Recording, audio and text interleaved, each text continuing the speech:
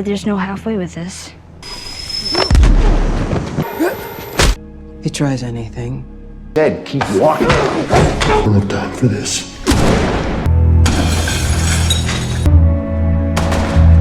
Unhook her.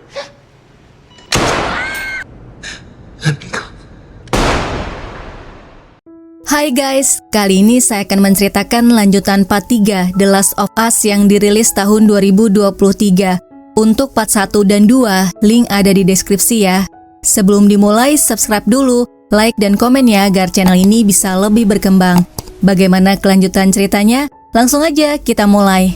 Ellie berhasil membawa Joel ke sebuah rumah. Dia menekan luka Joel dengan handuk. Joel menyuruhnya pergi ke utara bertemu Tommy. Ellie lari menaiki tangga. Ketika mau membuka pintu, dia teringat masa lalunya. Guys, setelah ini adegannya menceritakan Ellie ketika di Fedra sampai dia digigit clickers. Ellie sedang berlatih sambil mendengarkan Walkman. Tiba-tiba temannya mengganggu dan Ellie memukulnya. Pick up your pace.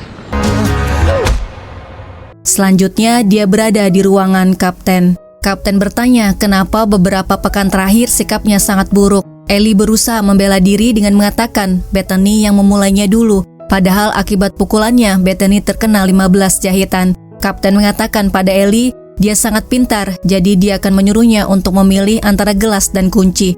Gelas, jika terus bersikap buruk, dia akan menjadi prajurit rendahan, makan makanan tidak enak, melakukan pekerjaan tidak berguna, menerima perintah menyebalkan dari pimpinan yang kemungkinan Bethany, sampai akhirnya dia tertembak Firefly atau jatuh dari atap karena mabuk. Selanjutnya kunci, mengikuti aturan kemudian menjadi perwira, mendapatkan kamar sendiri dengan tempat tidur yang bagus, makan enak, tidak perlu patroli dan bisa memberi perintah pada semua orang seperti Bethany di dunia.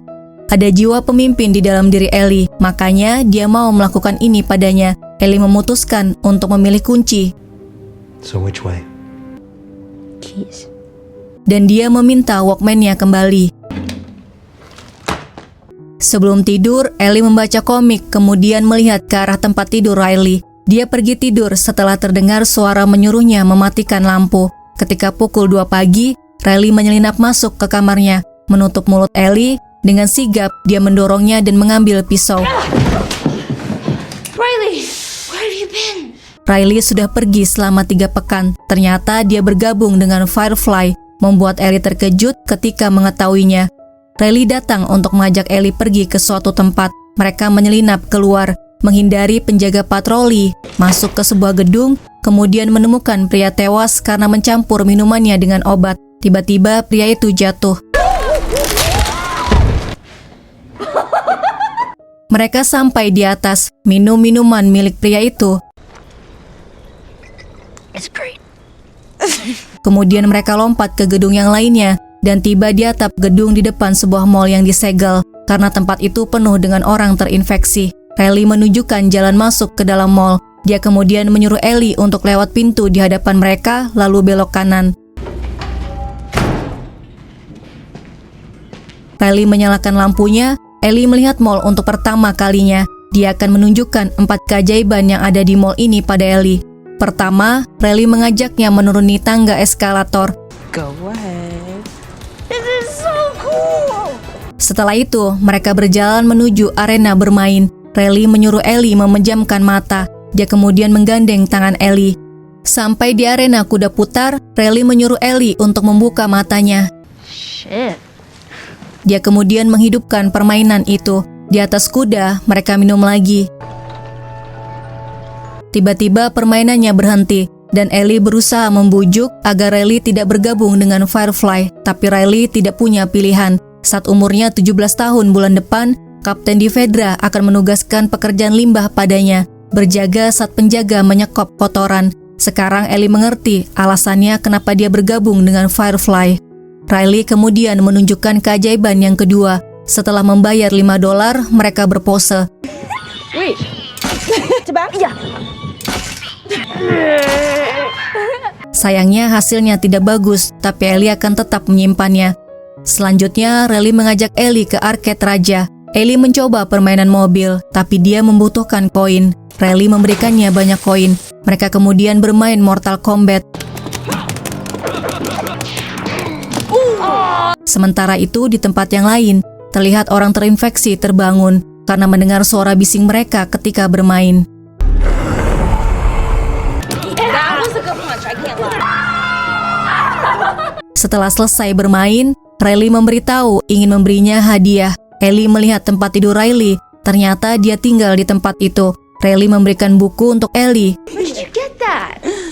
Setelah itu, dia melihat ada bom untuk membunuh prajurit. Firefly menempatkan Riley di mall itu. Anggota baru menjaga simpanan mereka. Ellie marah dan pergi. Riley memberitahu dia akan pergi.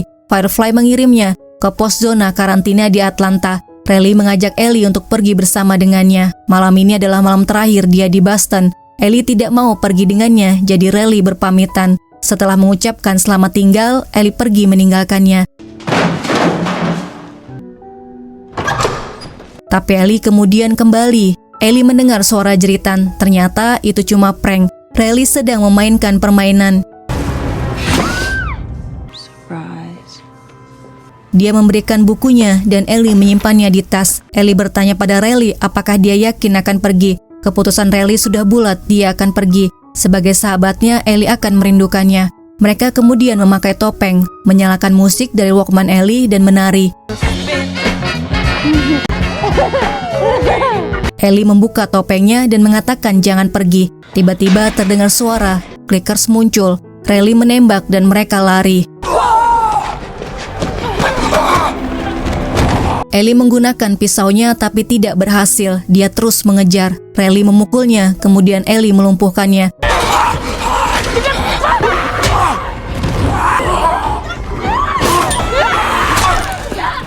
Tapi sial, mereka berdua digigit. Kembali ke Ellie dan Joel, Ellie memutuskan untuk tidak meninggalkan Joel. Dia mencari apa saja yang bisa digunakan untuk mengobati luka Joel. Dia menemukan benang dan jarum. Ellie mencoba menjahit lukanya. Keesokan harinya, luka Joel mengalami infeksi. Ellie memberinya minuman, makan makanan yang tersisa, dan membaginya pada Joel. Ellie kemudian mengambil senjata. Dia keluar untuk berburu.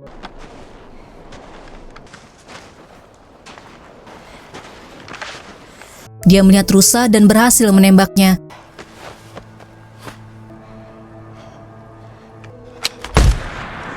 Tapi rusa itu masih bisa lari. Ellie mengejarnya. Karena terluka parah, rusanya mati dan ditemukan David dan James yang sedang berburu. Ellie menyuruh mereka untuk menjatuhkan senjata dan mengancam akan menembak kepala mereka. David memperkenalkan diri mereka dan memberitahu kelompok mereka yang besar terdiri dari wanita dan anak-anak. David ingin menukar sesuatu dengan rusanya. Ellie mau menukar rusanya dengan obat untuk infeksi. Dia menyuruh James untuk mengambil obatnya. Setelah James pergi, Ellie menyuruh David untuk membawa rusanya ke sebuah rumah. David memberitahu dia adalah seorang guru matematika sebelum wabah datang. Sekarang dia adalah seorang pengkhotbah dan dianggap pemimpin oleh kelompoknya. Dia mengajak Ellie untuk bergabung, tapi tentu saja Ellie tidak akan bergabung dengan mereka. David kemudian bercerita dia menyuruh 4 orang pengikutnya untuk mencari makanan yang bisa mereka temukan di kota terdekat. Tapi hanya 3 orang yang kembali. Yang satunya bernama Alec terbunuh oleh seorang pria yang pergi bersama seorang gadis. Tiba-tiba David menyuruh James untuk menurunkan senjatanya. James melempar obatnya dan Ellie buru-buru mengambilnya kemudian pergi. So you're just gonna let her get away? Ellie menyuntikkan obatnya pada luka Joel. Setelah itu Ellie tidur di sampingnya. Di dapur milik kelompok David, mereka menyiapkan makanan untuk semua anggota kelompok. Salah satu pria membawa daging. Tukang masaknya nanya itu apa? Dijawab daging rusa. David dan James tiba tepat saat waktu makan malam dengan membawa rusa yang tadi ditembak Ellie. David membenarkan rumor mengenai mereka bertemu dengan gadis yang bersama pria yang sudah membunuh Alec. Saat matahari terbit, dia akan memimpin kelompok untuk mengikuti jejaknya dan menemukan pria itu. Setelah itu mereka makan bersama.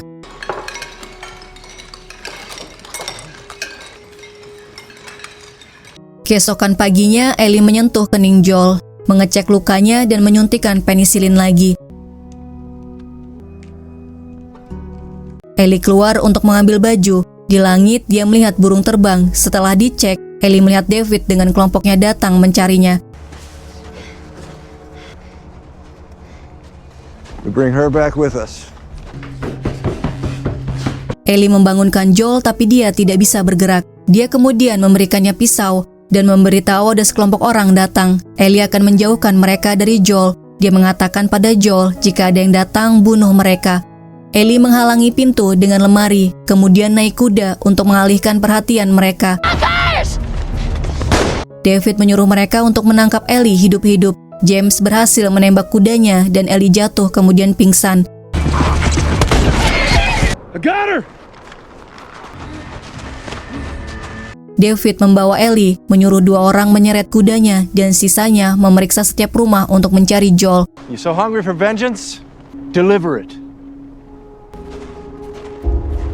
Seorang pria masuk ke rumah di mana Joel tinggal. Dia menemukan pintu yang dihalangi lemari. Joel di bawah mendengar ada orang yang datang. Pria itu turun ke bawah mencari Joel. Dari belakang, Joel melumpuhkan pria itu.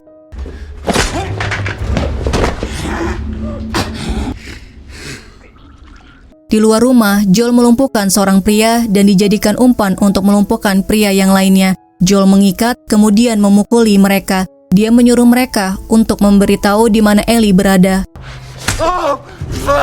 Where? Joel menyuruhnya untuk menunjukkan lokasi Ellie di peta. Setelah itu, Joel membunuh pria itu dan yang lainnya. That's where we are. No! You motherfucker, fuck you. I believe him. No.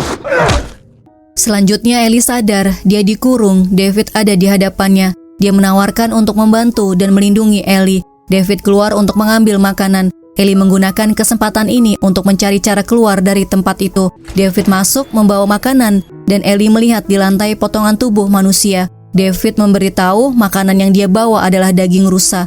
Ellie mengatakan dia gila karena makan manusia. David membela diri dengan mengatakan itu pilihannya yang terakhir karena orang-orang lapar menggantungkan hidup mereka di tangannya. David tertarik pada Ellie karena dia pemimpin alami, pintar, setia, dan kejam. Dia ingin Ellie menjadi pasangannya. Jika bersama, mereka akan menjadi lebih kuat, tumbuh, dan menyebar untuk rakyatnya. Dia mendekati Ellie dan Ellie mendekatinya. David menyentuh tangan Ellie. Ellie membalasnya, kemudian mematahkan tangannya dan mengambil kuncinya tapi gagal. David sangat marah. Sebelum dia pergi, Ellie memberitahu namanya. Sementara itu Joel mencari Ellie. Dia menemukan sebuah rumah dengan jejak darah. Di rumah itu, Joel menemukan tas Ellie. Di ruangan yang lain, dia menemukan kudanya yang sudah mati dan tubuh manusia. Setelah itu, dia keluar mencari Ellie. Kembali ke Ellie, David datang bersama James. Mereka ingin memotong-motong Ellie. Ellie mengatakan bahwa dia terinfeksi dan menyuruh mereka untuk menggulung lengan bajunya. Saat mereka lengah, Ellie menyerang James, kemudian kabur. David mengejarnya. Ellie masuk ke dapur dan mengambil kayu bakar. Dia melemparnya ke arah David. Api membakar tirai jendela dan merembet ke tempat yang lain. David mengatakan tidak ada jalan keluar. Dia mengunci semua pintunya. Ellie? Ellie? Dia bertanya apa rahasia dia bisa terinfeksi tapi tidak mati. Ellie menemukan pisau dan bersembunyi, menunggu saat yang tepat untuk menyerang. Tepat ketika David membelakangi Ellie, dia menyerangnya, tapi David berhasil menjatuhkannya. Dia kemudian menendang Ellie. Ellie menemukan pisau dan dia menghabisi David tanpa ampun. Dia keluar dari tempat itu. Ketika Joel memegangnya, dia ketakutan dan histeris. Setelah tahu itu Joel, Ellie memeluknya. Mereka kemudian melanjutkan perjalanan. Adegan selanjutnya, terlihat seorang wanita hamil bernama Anna lari menghindari kejaran clickers. Dia masuk ke dalam sebuah rumah kosong, naik ke atas dan mengganjal pintunya dengan kursi. Sudah saatnya Anna melahirkan. Dia mengeluarkan pisau, selanjutnya clickers masuk menyerangnya. Anna berhasil membunuhnya.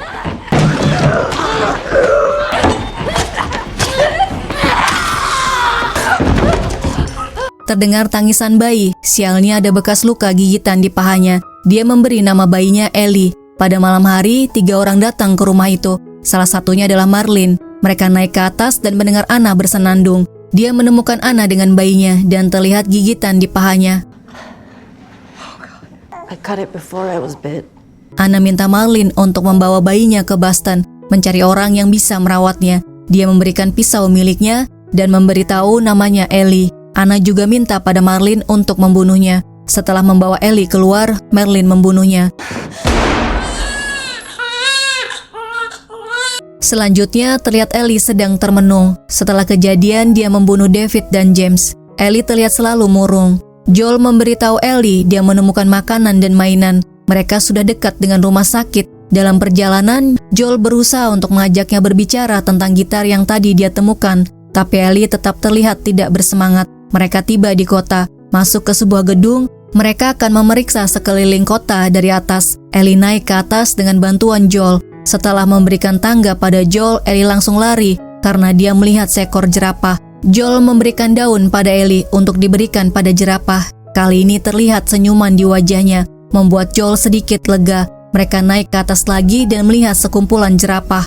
Joel mengatakan pada Ellie, dia tidak harus melakukan ini semua jika dia tidak mau. Mereka bisa kembali ke tempat Tommy dan melupakan semuanya. Ellie mengatakan setelah semua yang dia lalui tidak boleh sia-sia. Dia tahu Joel berusaha untuk melindunginya. Jika mereka sudah selesai, dia akan mengikuti Joel kemanapun dia pergi. Tapi sekarang mereka tidak bisa berhenti. Mereka harus menyelesaikan apa yang mereka mulai. Mereka melanjutkan berjalan. Joel menceritakan kematian Sarah dan setelah kematiannya, dia tidak bisa melihat tujuan hidupnya lagi. Berkat Ellie, Joel bisa menyembuhkan luka hatinya karena kehilangan Sarah. Setelah itu, mereka main tebak-tebakan dari buku kesukaan Ellie. Tiba-tiba ada yang menyerang mereka. Ellie dibawa oleh mereka dan Joel dipukul. Ketika sadar, Joel sudah ada di rumah sakit dan Marlene ada di hadapannya. Mereka berada di rumah sakit Firefly. Petugas patroli tidak mengenali Joel, jadi mereka memukulnya. Joel minta bertemu dengan Ellie. Marlene memberitahu dia tidak bisa menemuinya karena sedang disiapkan untuk operasi. Dokter mengatakan cordyceps pada Ellie telah tumbuh bersamanya sejak lahir, membuat cordyceps berpikir bahwa dia adalah cordyceps. Itu sebabnya dia kebal. Dokter akan mengangkat cordyceps di otaknya dan menggandakan selnya di lab. Kemudian mereka bisa memberikannya kepada semua orang. Dokter pikir itu bisa menjadi obatnya. Mereka tidak memberitahu Ellie agar dia tidak takut. Joel memaksa Marlene untuk membawanya ke Ellie, tapi Marlene tidak mengizinkannya. Marlene minta maaf karena dia tidak punya pilihan lain. Dia menyuruh anggota Firefly lainnya untuk membawa Joel ke jalan raya dan meninggalkannya di sana. Marlene memberikan pisau milik Ellie dan memerintahkan untuk menembak Joel jika dia macam-macam. Saat menuruni tangga, Joel menyerang mereka. Dia mengambil senjata mereka dan naik ke atas mencari Ellie. Dia menghabisi semua anggota Firefly.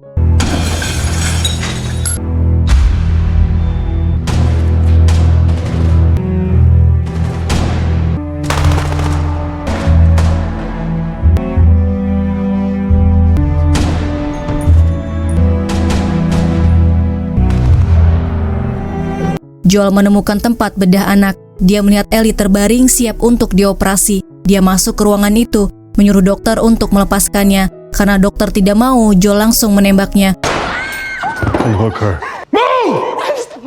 Suster melepaskan semua alat. Joel kemudian membawanya ke parkiran mobil.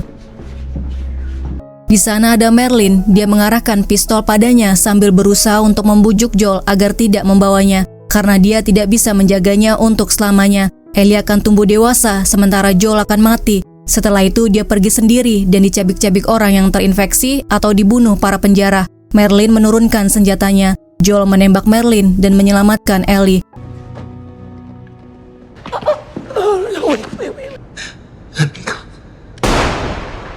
Dalam perjalanan ke Wyoming, Ellie sadar. Joel memberitahu Ellie mereka melakukan tes padanya. Ternyata ada puluhan orang yang kebal sepertinya. Para dokter tidak bisa membuat obatnya. Mereka berhenti mencari obat. Ketika Ellie menanyakan pakaiannya, Joel beralasan para penjara menyerang rumah sakit dan dia hampir tidak bisa mengeluarkannya. Jadi mereka akan mencari pakaian yang baru di jalan. Ellie kemudian bertanya apakah Marlene baik-baik saja. Joel menjawab, "Maafkan aku." Mereka tiba di Wyoming dan harus melanjutkan perjalanan dengan berjalan kaki sekitar 5 jam mendaki. Ketika mendaki, Joel bercerita Sarah dan dirinya sering mendaki. Sarah anak yang feminim, sedangkan Ellie anak yang lucu. Ellie pasti akan membuatnya tertawa. Joel yakin Ellie pasti akan menyukai Sarah. Dari puncak, mereka melihat tempat tinggal Tommy. Sebelum melanjutkan perjalanan, Ellie memberitahu Joel saat digigit di mall dia tidak sendirian. Sahabatnya ada di sana dan dia juga digigit.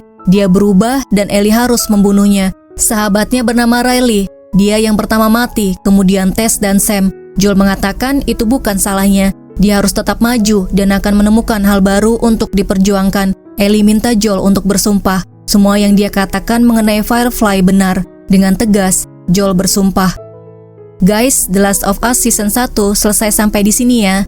Terima kasih sudah melihat video ini. Sampai jumpa di video selanjutnya.